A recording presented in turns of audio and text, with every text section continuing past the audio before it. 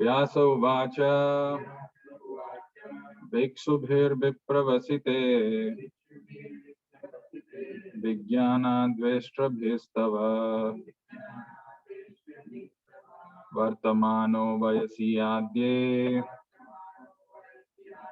ततः किम् अकरोत् भवान्। व्यास उवाच भिक्षुभिर्विप्रवसिते विज्ञानाद्वेष्ट्रभिस्तव वर्तमानो वयसि आद्ये ततः किम् अकरोत् भवान्। व्यास उवाच भिक्षुभिर्विप्रवसिते विज्ञानाद्वेष्ट्रभिस्तव वर्तमानो वयसि आद्ये ततः किम् अकरोत् भवान्। व्यास उवाच भिक्षुभिर्विप्रवसिते विज्ञानाद्वेष्ट्रभिस्तव वर्तमानो वयसि आद्ये ततः किम् अकरोत् भवान्। व्यास उवाच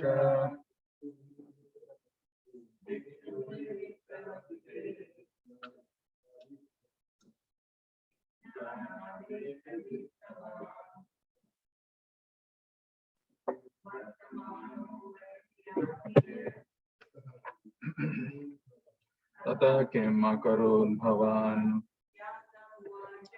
व्यास उवाच भिक्षुभिर्विप्रवसिते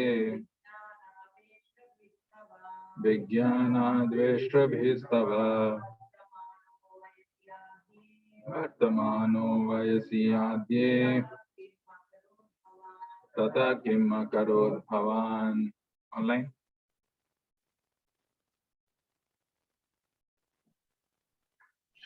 Vyasa Vacha. Vyasa. Translation. Sri Vyasadeva said, what did you, Narada, do after the departure of the great sages who had instructed you in scientific transcendental knowledge before the beginning of your present birth? Translation with repetition. Sri Vyasadeva said, what did you, Narada, do after the departure of the great sages who had instructed you in scientific transcendental knowledge before the beginning of your present birth?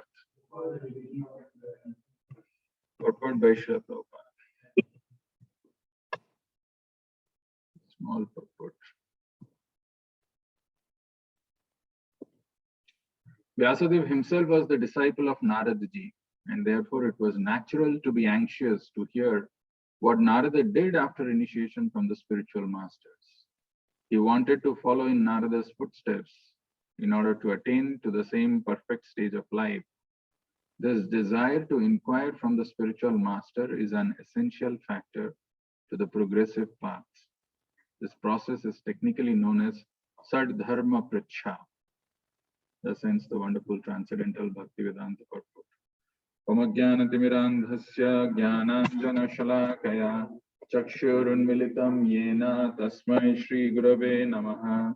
Nama Om Vishnu Padaya Krishna Prishthaya Bhutale Srimate Bhakti Vedanta Swaminiti Namine Namaste Saraswate Deve Gauravani Pracharine Nirvishesha Sunyavadi Paschatya Deshatarine Jai Shri Krishna Chaitanya Prabhu Nityananda Shri Advaita Gadadhara Shri Vasadi Gaura Bhakta Vrinda Hare Krishna Krishna Krishna Hare Hare Hare Rama Rama Rama Hare Hare.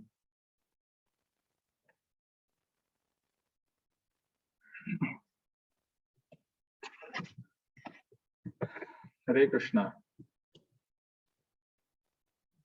Attendance is very thin today. So this verse that we are seeing is in continuation with the earlier things that we have been seeing, the conversation between Narad Muni and Vedavyas. So if you remember, in the 5th chapter of Srimad Bhagavatam, Narada Muni told Vedavyas very decisively that you should write Srimad Bhagavatam, and that Srimad Bhagavatam is going to satisfy the desires of Bubhukshita.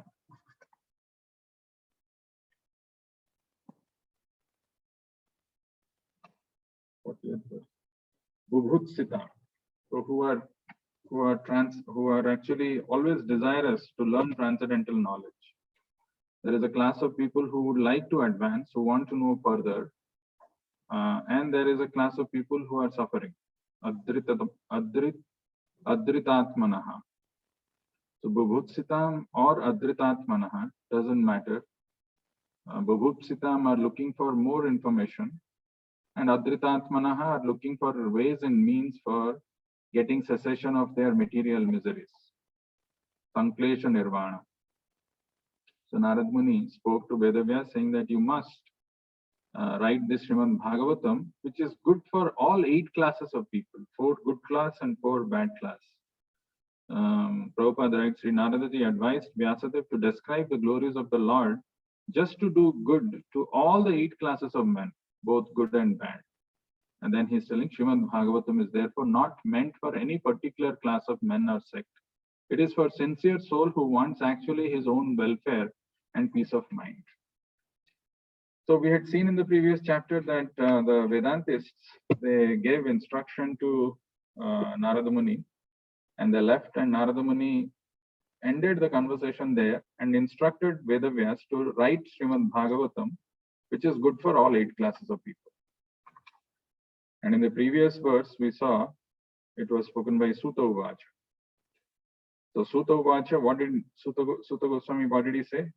O Brahmanas, thus hearing all about Sri Narada's birth and activities, Vyasadeva, the incarnation of God and son of Satyavati, inquired as follows. Vedavyas didn't keep quiet. He had further inquiries, which is very important. So he inquired, and today what we are seeing is his first question. Vyasa Uvacha. This is spoken by Vedavyas. What is Vedavyas speaking? This is the subject matter of this whole chapter. Today's verse is telling Vikshubhir Vipravasite Vijnana Deshtrabhistava Vartamano Vayasi Adye Tatakim Akarod Bhavan. So Vikshubhir Vipravasite. Vikshubhir is referring to those Vedantists or the mendicants. Vipravasite, they left. So they gave Vijnana Adeshtra Bhistava. They gave this transcendental knowledge. Having departed for, they gave a scientific knowledge in transcendence. Adeshtrabhi, they instructed. And then they Vipravasite, they left. Vartamano Vayasi Adye. So you were not there in this present body. You were in your previous body. So Vartamano Vayasi Adye. Vartamano is referring to the present. Vayasi is the duration of life. You are right now in this transcendental body of Narada Muni, but in previous life, when this Bhakti Vedantis, this Bhikshubhir, the Vijnana Deshtrabhistava, they gave these instructions. What did you do? Tatakim Akarod Bhavan. What did you do after that? This is the question which Vedavyas is asking.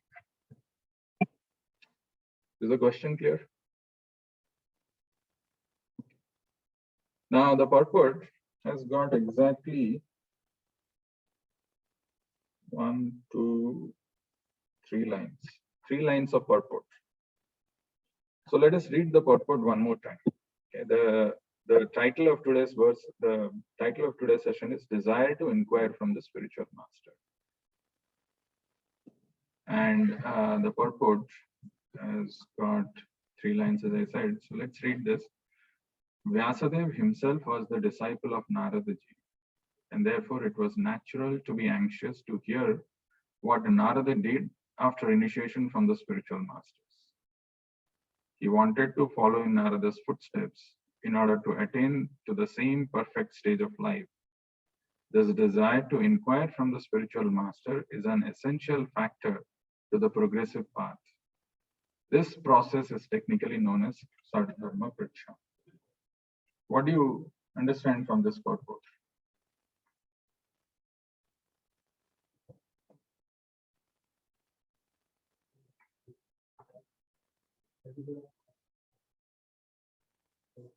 See the purport again.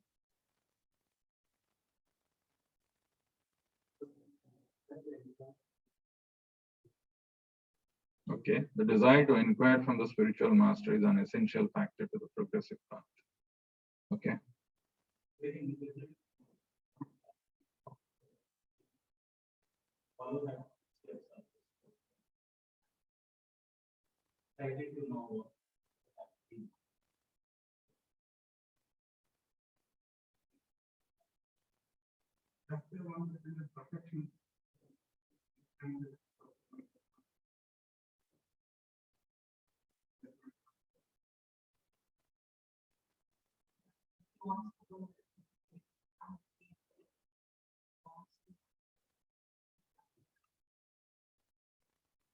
Okay.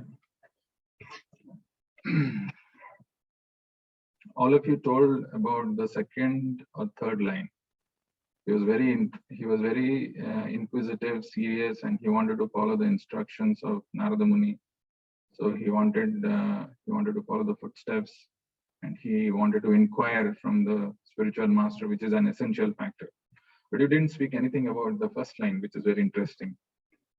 Vyasadeva himself was the disciple of Narada ji, and therefore it was natural to be anxious to hear what Narada did after initiation from the spiritual masters. Why did Prabhupada write the word initiation here? It's an interesting thing, and that interesting thing is actually there in the verse if we see closely. The word initiation is written by Prabhupada, which is actually he is writing it for this word Vijnana Deshtrabhi. Vijnana Deshtrabhi. Deshtrabhi is actually coming Adesha. Adesha is to instruct someone. So Vijnana Deshtrabhis. That Adesha, this instruction is given by the Bhikshubhir, by the Vedantists. But that instruction given by this Vedantist is synonymous with initiation. Prabhupada is writing after initiation. It was natural to be anxious to hear what Narada did after initiation from the spiritual masters. If you see very closely, these are not some ordinary things. In 3-4 lines, Prabhupada does some miracle actually. The word Vijnana has been translated by Prabhupada as scientific knowledge in transcendence. One word Vijnana in Sanskrit has been translated by Prabhupada as scientific knowledge in transcendence. All these words in that English transliteration is very important. So this is the scientific knowledge in transcendence which was instructed by the Bhikshubhir. And Vedavyas is interested in knowing what did Narada Muni do after having gotten this scientific knowledge in transcendence. Interestingly, we also get this initiation, right? And it is important to know what happens after initiation. What does a person do after initiation? So if you know the literally the translation of initiation that we all take at some point in time called Diksha. And the word Diksha has got it is coming from two roots. One is Di and the one is Ksha. Di stands for Divya Gyan and Ksha, Kshapayati. Kshapayati means who explains, who reveals this transcendental knowledge in our heart. There could be one spiritual master who's a pure devotee who explains and reveals this transcendental knowledge in our heart. Divya Gyan Hriday Prakasita. There could be other who repeat the same instructions of a pure devotee. They could be our instructing masters or Shiksha Gurus. But Diksha Guru is that one person, that one pure devotee who reveals this transcendental knowledge in our heart. We sing this song today. You would have sung Chakshudan Dilo Jai Janme Janme Prabhu Se Divya Gyan Hriday Prakasito. So when this song is sung, Chakshudan Dilo Jai, so Prabhupada, when he explains this song, he says the business of spiritual master is to give this Chakshudan. That's the business. He gives this transcendental eyes. Oma Jnana Timirandhasya Jnananjana Shalakaya. Chakshurun Militam Yena Tasmai Shri Gurave Namah. See, he opens our darkened eyes. Otherwise, the eyes are always closed. We have no understanding of who we are, who's Krishna, what is our relationship with Krishna. But when we come in touch with a pure devotee, he opens our darkened eyes and gives us this transcendental knowledge. Chakshudan Diloji, that's the business of spiritual master. And that is how he remains our spiritual master, Prabhu, or Prabhu is master from birth after birth. Janme Janme Prabhu Se. Divya Gyan Hriday Prakasito. And he gives that transcendental knowledge in our heart. So Divya Gyan, what is this Divya Gyan?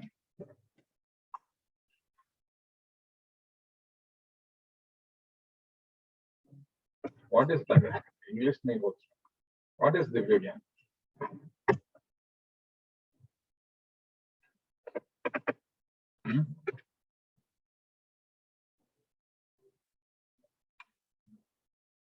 Knowledge of spiritual subject matters for him. Advancement in Krishna consciousness. Okay.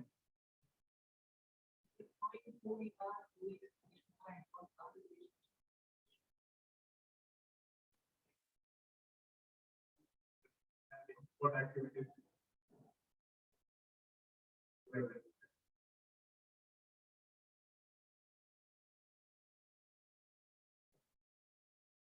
Repeat the same thing, doesn't matter.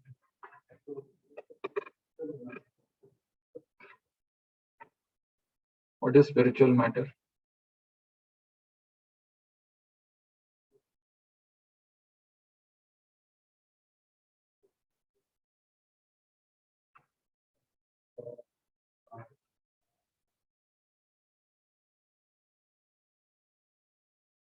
That is spiritual matter.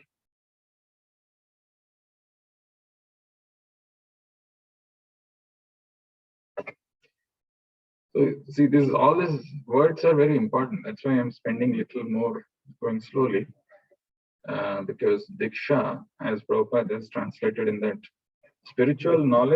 scientific knowledge in transcendence. It's a scientific knowledge in transcendence.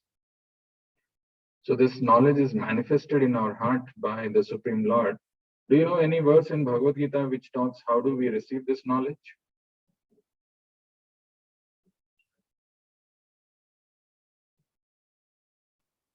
Tadviddhi pranipatena pariprashnena sevaya upadekshanti te jnanam jnaninas tattvadarshina. These are tattvadarshi jnanis. They can reveal, they can give this knowledge because they have seen the truth. Very interestingly, the verse after that, Krishna says, Yaj Gyatva na punarmoham evam yashyasi pandava ena bhutani aseshani drakshasyasi atmani athomai. Very interestingly, what happens when we get this transcendental knowledge? What is the effect? Krishna tells that in Bhagavad Gita. He says that, and when you have thus learned the truth, you will know that all living beings are but part of me, and they are in me and are mine. Yaj Gyatva na punarmoham evam yashyasi pandava. Actually, after having known this, one does not come into the entrapment of illusion. No more punarmoham. Yaj Gyatva na punarmoham evam yashyasi pandava. And it's a very beautiful purport, actually. The result of receiving knowledge from a self-realized soul, or one who knows things as they are, is learning that all living beings are parts and parcels of the Supreme Personality of Godhead. So the first Divya Gyan, when it is referring to Divya Gyan, is the first learning is that all living beings are parts and parcels of the Supreme Personality of Godhead, Lord Shri Krishna. These are eternal truths. But right now we don't have that understanding. Right now we think where this body, I'm human being, I'm this from this country, and this all these assets are mine. This is how we live our life. Aham mameti. Prabhupada gives a beautiful story of people who are living in this conditioned material world. The story is of Sargal Singh. How many of you have heard?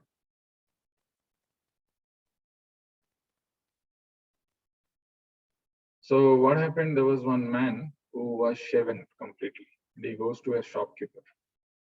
And then the shopkeeper asked him curiously, and his face was also a little sad. What happened? Why are you shaven off? He said, Sargal Singh died. Sargal Singh died. This is, and then I know the other people who came to his shop, he also told, Sargal Singh has died. So they also shaved off their head. And the news spreaded like this. So many people in that village, everybody has shaven off, including the ministers. He also shaved off. Why? Sargal Singh has died. So the king inquired, why are you all shaven off? So many of you have shaven off your head. Don't know, Sargal Singh has died. Everybody is aware, you are not aware. So the king thought for a while and said, okay, who is this Sargal Singh?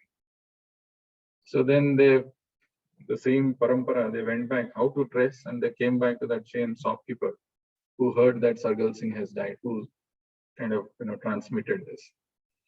So when then they asked him, he said, I also don't know. There was one man who came who was shaven off, and he said that Sargal Singh has died. And when they reached out to him, he said, Sargal Singh is my donkey. My donkey has died, and he was mourning. But without knowing, the rest of the people also have shaven off. Like that, in this material world, whatever is happening, we think, yeah, this is how we have to run. We have to live our life. We have to enjoy. We have to do. And everybody, why are you doing? Because everybody else is doing. But a guru comes and he smashes these illusions, and he gives this Divya Gyan in our heart. Chakshudan Diloji Janme Janme Prabhu say Divya Gyan Hriday Prakasito. In fact, so the word which Prabhupada is using is called a scientific knowledge and transcendence. So Diksha is a scientific process. The word science is very important. And if you don't believe that this is a science, think again, because Sanatana Goswami goes a step further and he says about a chemical experiment. Anybody know? Anybody knows? What is that? No, you know. What is the chemical experiment that Sanatana Goswami refers to? Eh?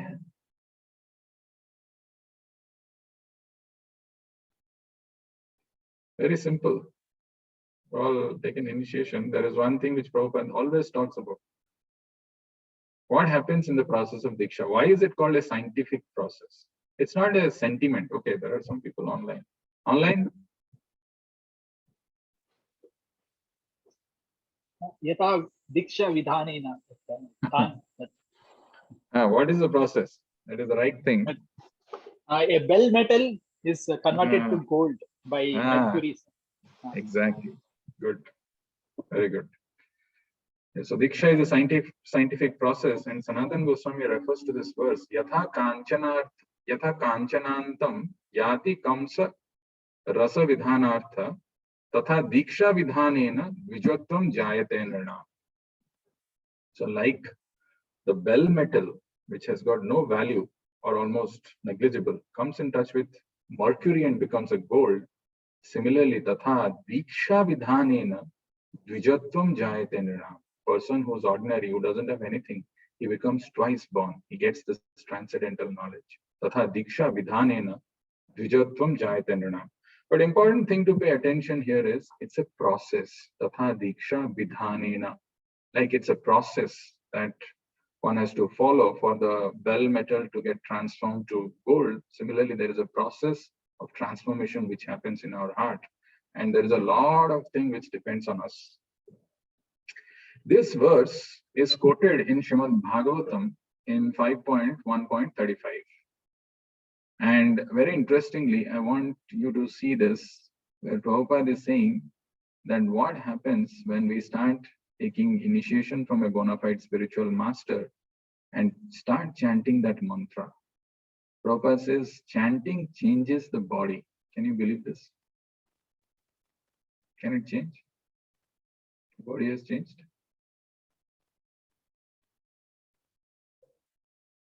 What kind of subtle change?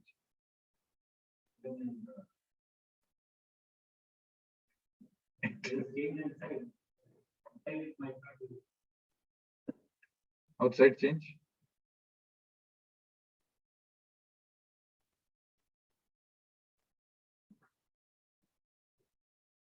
Pet wait बढ़ा है कुछ?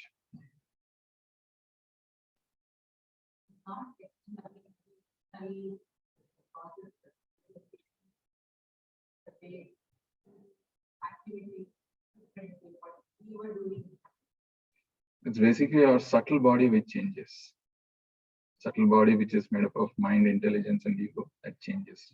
Let's see this. Let's hear this. When a person, even though a Chandala, is initiated by a pure devotee into chanting the holy name of the Lord, his body changes as he follows the instructions of the spiritual master. Although one cannot see how his body has changed, we must accept on the grounds of the authoritative statements of the Shastras that he changes his body. This is to be understood without arguments. This verse clearly says, Sa Jahati Bandham, he gives up his material bondage. The body is a symbolic representation of material bondage according to one's karma. Although sometimes we cannot see the gross body changing, chanting the holy name of the Supreme Lord immediately changes the subtle body. And because the subtle body changes, the living entity is immediately freed from material bondage. After all, changes of the gross body are conducted by the subtle body. After the destruction of the gross body, the subtle body takes the living entity from his present gross body to another. In the subtle body, the mind is predominant, and therefore, if one's mind is always absorbed in remembering the activities of the lotus feet of the Lord, he is to be understood to have already changed his present body and become purified. Therefore, it is irrefutable that a Chandala or any fallen or low-born person can become a Brahmana simply by the method of bona fide initiation. So this is a bona fide process of initiation. Tatha diksha vidhanena dvijotvam jayate nrina. Yatha kanchanantam yati kamsa rasa vidhanatah. So this is the process, and Prabhupada is saying the process of transformation happens in our subtle body first. By chanting, by the mantra which we have received in the process of initiation from a bona fide spiritual master, it transforms the subtle body. But before we proceed for the next two lines, I want you to pay attention to these two quotes from Bhaktisiddhanta Saraswati Thakur on initiation. Very interesting quotes. Okay, I have got this one. So, okay. We will see the quotes of Bhaktisiddhanta Saraswati Thakur, which he says on initiation. Usually what people think, Diksha means, you should just go and receive blessings or accept someone as your spiritual master as a formality. It is not.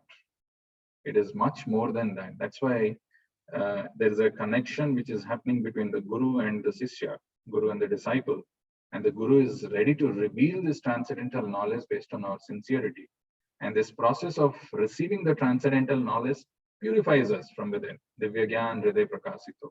There's a lot of science involved in this. However, I want to tell you about this interesting thing called Ashirvad Maharaj. So this is also again another conversation from Prabhupada. Actually, Prabhupada, once he was traveling from Chennai to Nellore in Andhra Pradesh. And it was a first-class train, first-class compartment. So he was going, and the first-class compartment has doors, but the doors don't close completely, or it was not closing completely, though it is fully AC compartment. And he was surrounded by all his disciples, and they were seated in that. They were going. And the disciples of Srila Prabhupada were very careful that they had put some nice cushion and things like that so that Prabhupada is comfortable. He was not preferring to travel by air. He wanted the space to move around and things like that. They were very careful that the people, like the Indians, they have this mentality, they see a sadhu, they go and touch the feet and take blessings. They didn't want that botheration to happen to Srila Prabhupada, so they had closed it.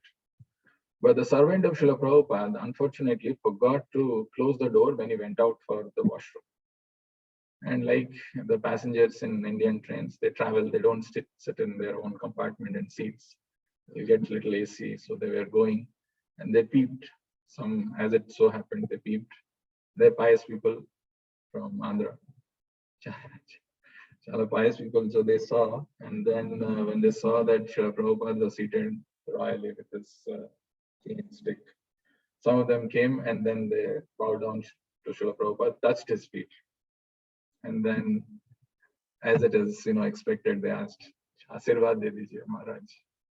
So, this is the first time they got stumped when Prabhupada asked, what kind of blessings you want? And they looked at each other. They have never been asked some question like this, what kind of blessings? So he said, knee pain hai, some problem is there, ghar mein anaz nahi hai, and all those kind of things. And then he told, those people started telling. Then Prabhupada smiled and told them, look at these disciples of mine. They're all clean shaved. They're chanting the names of the Lord. They have given up all their material attachments, their family life, everything they have given up. And they are coming here. So if you really want my blessings, then everything that you have to give up. All your pains, everything will go, but also at the same time, you have to give up all your material attachments and things like that. Then if I give my full blessings, this is what is going to happen to you. So then they looked at each other. Okay, we have still our material attachments and we would like to go back. So this is called the Ashirvad Maharaj, right? In India also, many people say we have taken Diksha. Why did you take Diksha? Or what is the purpose of taking Diksha? Just to get some blessings from a saintly person. That's what they say. Even here also, out of sentiment, many people call us to come to their house. But the real reason why they just want some blessings. Beyond that, they don't know what it is. However, Diksha is very powerful, very serious, very, very important thing in a person's life. This is the quote from Bhaktisiddhanta Saraswati Thakur. What is the meaning of initiation? In the beginning, we have to know about our relationship with the Supreme Lord. Initiation is another name for the kind of knowledge we gain when we come to understand our relationship with the Supreme Lord. So you see, it's another name for the kind of knowledge we gain when we come to understand our relationship with the Supreme Lord. Initiation is a kind of a knowledge, Divya Gyan. We gain, this is to be gained, when we come to understand our relationship with the Supreme Lord. Merely receiving instructions regarding how to chant mantras is not initiation. Initiation is that act by which we attain transcendental knowledge.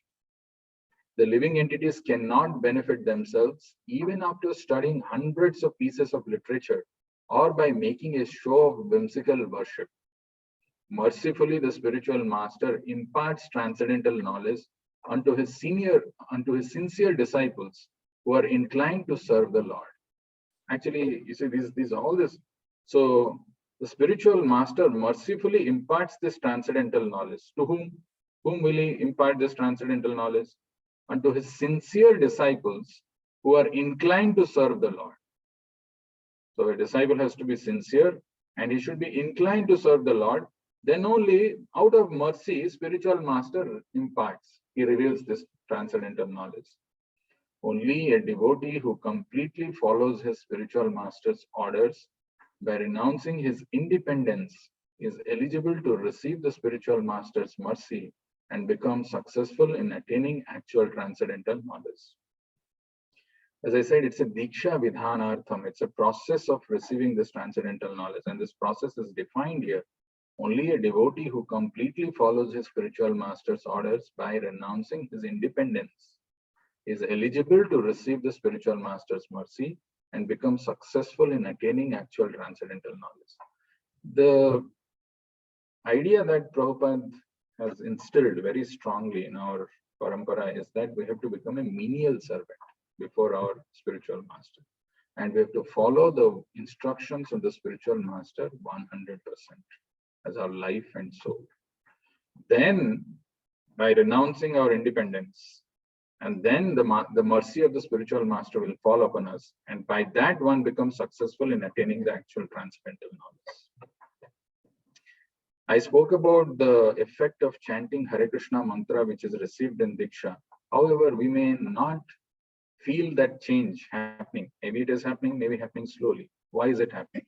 That Bhaktisiddhanta Saraswati Thakur again explains, in spite of accepting mantras, why our mind still unregulated.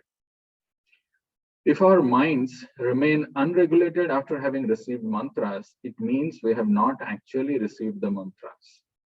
Giving mantras is more than whispering something or blowing air into someone's ears. Accepting mantra initiation means to accept transcendental knowledge. This transcendental knowledge smashes to pieces the pillars of the nations we have accumulated since time immemorial, then builds pillars of eternal truth out of transcendental knowledge. So these are all. So this is what exactly. Yes, Jnatva Punar Moham. We have got pillars of nations which we have accumulated since time immemorial. Simple here and there you hear, it doesn't happen. It can happen only by the words of a pure devotee spiritual master. That transcendental knowledge can smash to pieces we have accumulated since time immemorial, and then builds pillars of eternal truth out of transcendental knowledge. When Lord Krishna gave Brahma transcendental knowledge, he said, I am the absolute truth. Only an empowered personality can reveal the absolute truth. And this empowered personality is the spiritual master. Many insignificant agents or messengers come into this world, but the most powerful messengers are sent by God. Krishna adapts them to the needs of the recipients and calls such spiritual calls them spiritual masters. Such expert personalities reveal the absolute truth. Only such spiritual masters can destroy our mental speculation and bring about a radical change in our spiritual propensity. The knowledge we receive from the spiritual master is not mundane, but transcendental, spiritual. This transcendental knowledge is Krishna. Krishna is eternal and full of knowledge and bliss. Mantra is fully cognizant. Mantra can definitely regulate our mind. It can deliver the mind from both vice and virtue and award us this qualification to cultivate real spiritual life. So basically, even after taking initiation, if we have a lot of material propensities and we have not understood the real purpose of initiation, even the chanting also becomes ineffective. It's not proper. Though the holy names of the Lord can, eradicate all sins that we can possibly commit, but if we don't know and we commit offense and we have certain other material propensities which we cling on to, then we remain in this material world. Okay, now the next part of the purport, I have already revealed this, I didn't want to reveal it, but if you pay attention to the last two lines, actually in that last two lines, Prabhupada is writing, he wanted to follow in Narada's footsteps in order to attain to the same perfect stage of life. This desire to inquire from the spiritual master is an essential factor to the progressive path. This process is technically known as Shad Dharma Priksha. Very coincidentally, I was talking about this verse yesterday when we were talking about the 64 principles which Rupa Goswami has given. This is from Nectar of Devotion. And these two things are picked from there. The first thing Prabhupada is telling is he wanted to follow in Narada's footsteps in order to attain to the same perfect stage of life. That process which is mentioned here is called Sadhu Vartamanu Vartanam. This word is used by Prabhupada at various places, and even Sadharma Pricha. You can see that Sadharma Pricha is there. I've just quoted the Sanskrit words of Nectar of Devotion. We will see this. So there are about 7 things. These are the beginning things. The first few instructions, which the 64 things which in Rupa Goswami, which he mentions. First is Guru Padashrayas. To find a bona fide spiritual master and take shelter of him. Guru Padashrayas. Tasmat Krishna Dikshadi Shikshanam. Then after that, you take Diksha. Tasmat Krishna Dikshadi Shikshanam. You have to first find a bona fide spiritual master, take shelter of his lotus feet, then take Diksha from him. Tasmat Krishna Dikshadi Shikshanam. Then Vishrambhena Guru Seva. What is Vishrambhena Guru Seva? What does the word Vishrambhena means?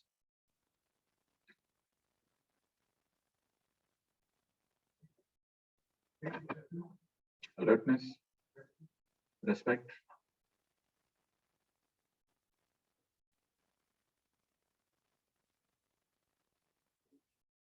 Attention.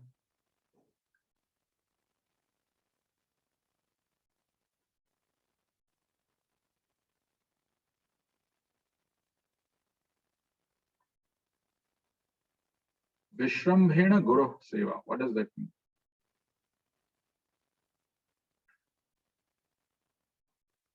Vishrambhena means with respect, with reverence, with, what did you say?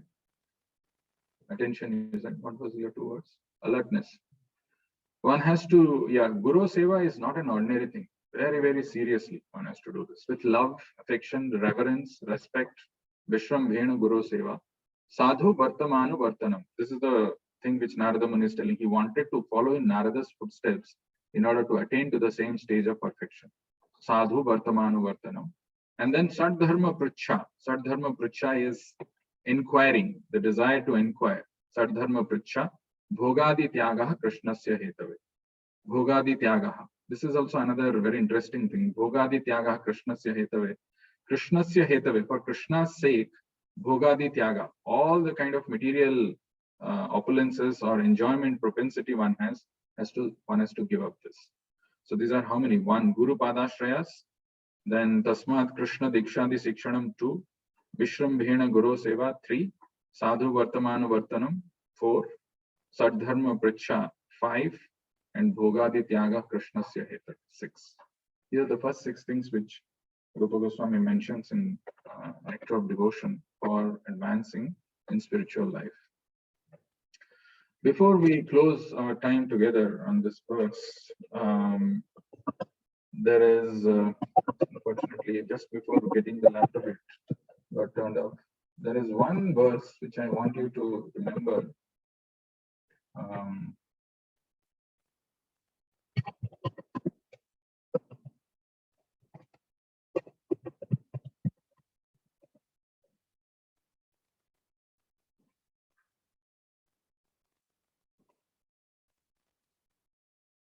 So this comes in the Madhya Lila, and this is a conversation which is happening between Ramananda Rai and Chaitanya Mahaprabhu.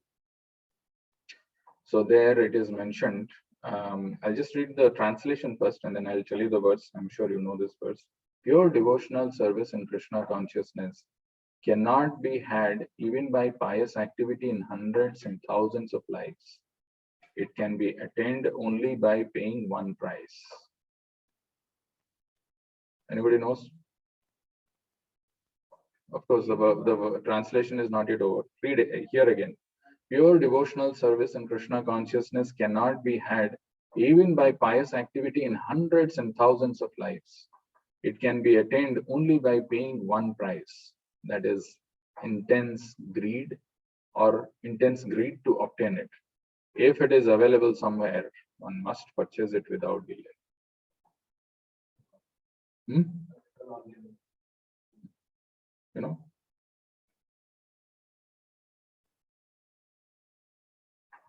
This verse is the reason how our society, Krishna consciousness, was formed by Srila Prabhupada. This verse is Krishna Bhakti Rasa Bhavita Matihi. Krishna Bhakti Rasa Bhavita Matihi Kriyatam Yadi Kutopi Labhyate Tatra Laulyam Api Mulyam Ekalam Janma Koti Sukriti Bhirna Labhyate. Very, very, very beautiful verse. This is Rupa Goswami's verse from Patyavali. But this is the basis on which this Prabhupada coined this term, International Society for Krishna Consciousness. Krishna consciousness is Krishna Rasa Bhavita Matihi. Krishna Bhakti Rasa Bhavita Mati. So the Mati, or the mind, which is soaked in Bhakti Rasa. Krishna Bhakti Rasa Bhavita Mati. Kriyatam Yadi Kutopi Labhyate. Actually, if it is available anywhere, you must buy it. And to buy that, you have to pay one price, just one price. And what is that one price? Intense greed to obtain it. Tatra laulyam. So that is the important thing which this verse is talking about, of today's verse. There should be an intense greed to know this. And that inquiry, when we go with that sincere, honest attitude, that I want to know this. What is this? There's intense greed. Tatra lolyam api mulyam ekalam, janma koti sukriti bhirna labhyate. Pure devotional service in Krishna consciousness cannot be had even by pious activity in hundreds and thousands of lives. Janma koti sukriti bhirna labhyate. You can't get it. But the thing which is required for that is intense greed. So that intense greed is nothing but inquiry. The idea of inquiring from spiritual master, spiritual inquiries.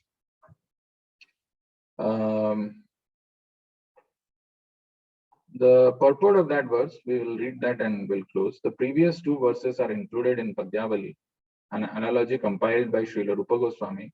Verse 69 refers to devotional service in faith, and verse 70 refers to devotional service rendered out of intense greed. The first is devotional service rendered in accordance with the regulative principles, and the second refers to spontaneous loving service of the Lord without extraneous endeavor. Henceforward, the basic principle underlying the talks between Chaitanya Mahaprabhu and Ramananda Rai will be spontaneous loving service to the Lord. The regulative principles, according to the injunctions of the Shastra, are necessary insofar as one's original dormant Krishna consciousness is not spontaneously awakened. An example of spontaneous action is the flowing of rivers into the ocean. Nothing can stop this flow of water. Similarly, when one's dormant Krishna consciousness is awakened, it spontaneously flows to the lotus feet of Krishna without impediment. Whatever will be spoken henceforth by Ramananda Rai based on spontaneous love will be agreeable to Sri Chaitanya Mahaprabhu, and the Lord will ask him more and more about this subject. But to conclude the time about the discussion on this verse that we have together, especially today's verse, one very interesting thing which Prabhupada mentions here, this whole thing is that Vijnana, which is a scientific knowledge in transcendence, and in the purport he has changed that to initiation. And it's a scientific knowledge in transcendence which one receives from a bona fide spiritual master who possesses it. But he gives it to someone who is sincere to follow his instructions. And when someone is very sincere to follow this instruction, out of his mercy, he reveals this knowledge to him. And the second and third thing is those two sentences, sadhu vartamanu vartanta, to follow in the footsteps of the sages or the previous spiritual master. So that is why Vedavyas was very inquisitive to know what did he do so that he can follow in those footsteps. Many times Srila Prabhupada also has revealed his own past history to his disciples. In fact, to the extent where he goes that he didn't even like his marriage, he wanted to marry second time, or when Bhaktisiddhanta Saraswati Thakur used to come in his dreams that you should take initiation, he was scared. He was telling these are things he may not, a person can hide, but he was very honest. And these are things, why would someone say that I wanted to marry one more time, I was not happy with my, but all these things are revealed by the spiritual master so that it can benefit the disciples who probably encounter or go through those similar problems.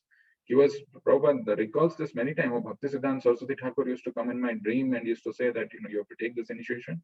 And I was very scared. I didn't want to do this.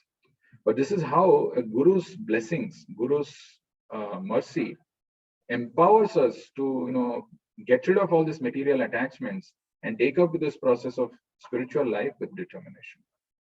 And the third one is Sadharma Pracha, or the desire to inquire, the spiritual inquiry is an essential factor to the process. We'll stop here and see if you have any questions or comments.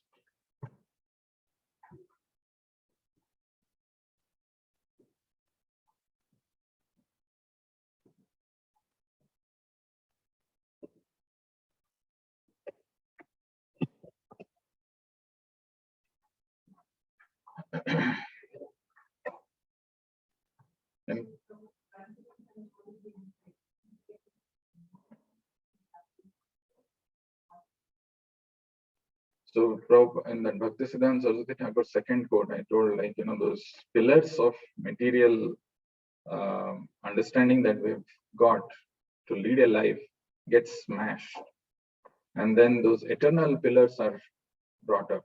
Right? So the eternal pillars are those which are eternal truths, pillars which are based on eternal truths. What are the eternal truths? Eternal truth is, what are the eternal truths which are mentioned in Bhagavad Gita?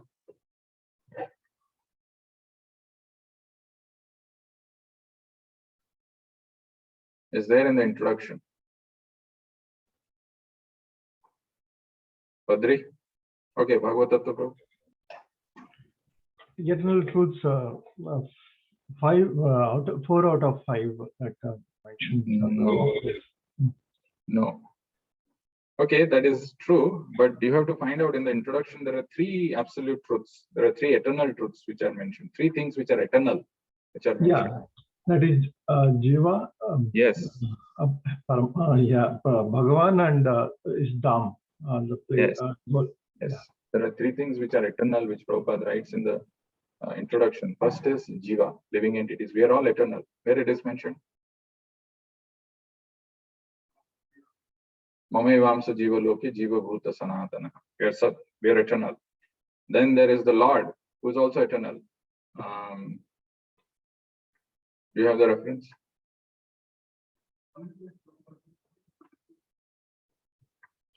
It is there. The word Sanatana or eternal is used for the Lord.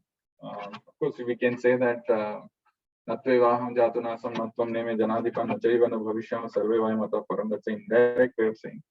14.2 you are saying.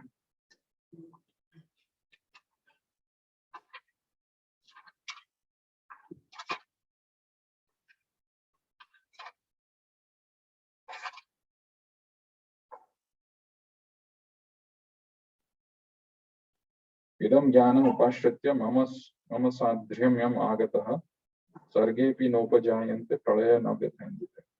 By becoming fixed in this knowledge, one can attain to the transcendental nature, which is like my own nature.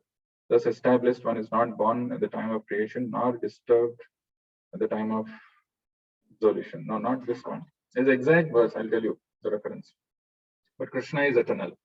Param Dhama, Param Brahma, Pavitram Paramam Bhavan, that verse of Arjuna, where he says, that definitely says eternal. Nobody knows that verse completely.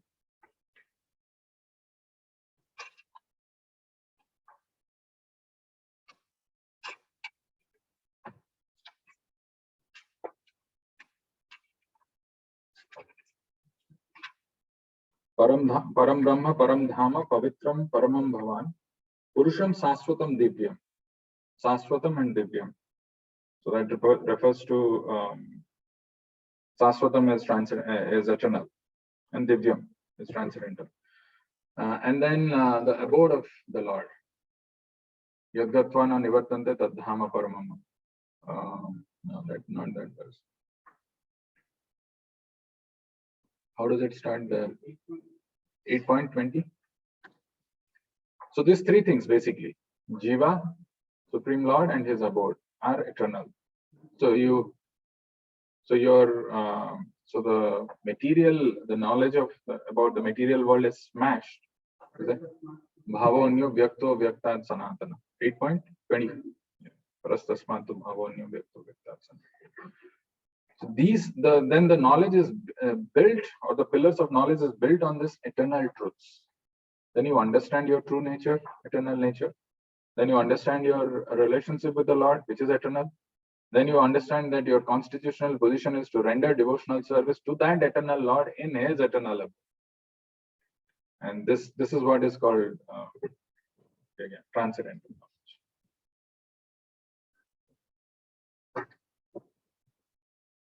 Any other question?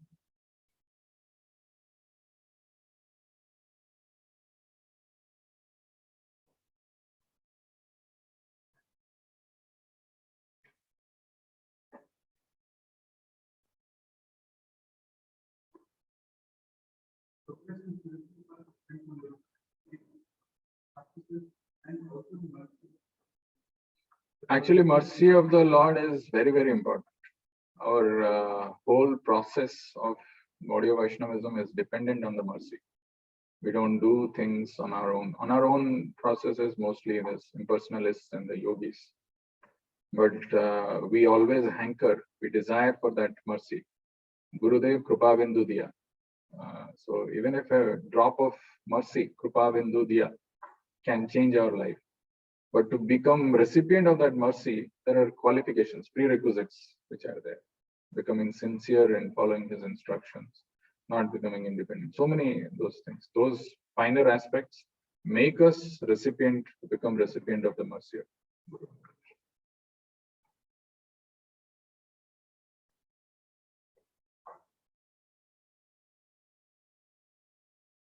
That example of monkey and cat. Monkey carrying the baby. How does the monkey carry the baby? And how does the cat carry? Mouth. So cat carrying kitten is more safe because it's the mother who's carrying by her strength, whereas the other way is the baby monkey trying to keep himself afloat by his own strength. That is the process of jnana and the process of meditation. Whereas the process of bhakti is you are dependent on the Lord. Aham mrityu samsara. What is that? 12th chapter. Mrityu samsara sagara bhavami achirena. Is a swift deliverer.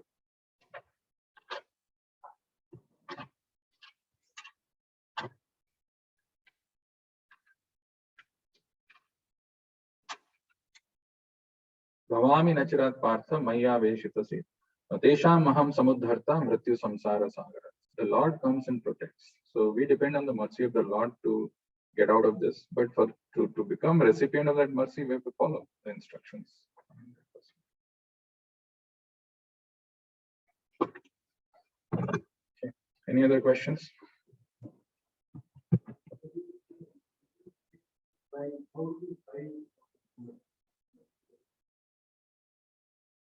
No, that one is not intense. So the Krishna Bhakti Rasa Bhavita Mati, that is the rare thing. You don't find that anywhere. That is there in a pure devotee spiritual master.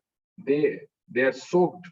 They have a Vaikuntha consciousness. They don't have any material tinge of anything. So they are soaked. So we should have an intense greed to buy this from them because it is available.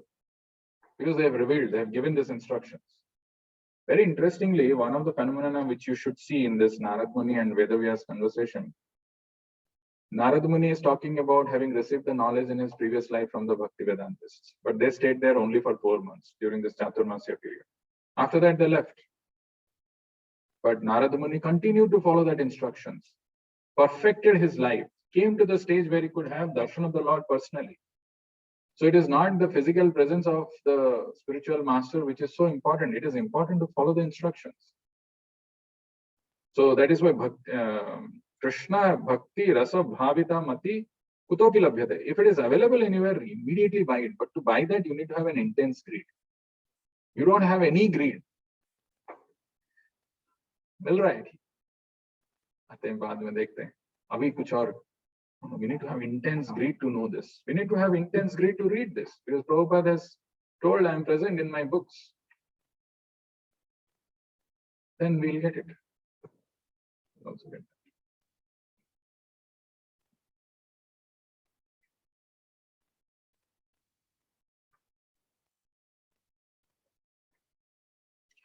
A lot of small verses which are there in the next few verses, but they are very small purports, but have some significant points, very significant points, and we will see them. And Narada Muni is going to reveal his journey after the Vedantists left and how he got transformed. Is all going to manifest in our next classes. We will see that.